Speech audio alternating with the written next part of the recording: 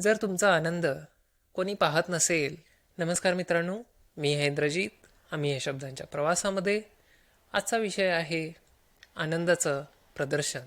आज आनंदसुद्धा दाखवायचं झालंय. हसू नसेल तरी हसरा फोटो, मन शांत नसेल तरी समाधानी असल्याचा पोस्ट किंवा स्टोरी. पण खरा आनंद आतून सुरू होतो, तो जाहिरात करत नाही. आनंद हा कुठेही भेटतो.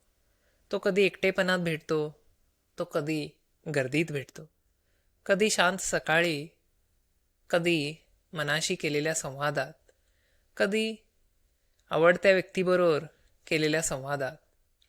आनंद म्हणजे सगळ्यांना दाखवणं नाही, तो जाणणं आहे, तो अनुभवणं आहे. जर तुमचा आनंद कोणी पाहत नसेल तर तो कमी होणार नाही.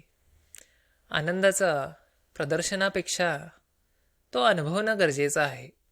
आजचा विषय तुम्हाला आवडला असेल तर ह्याच्याबद्दल तुमची प्रतिक्रिया सांगा.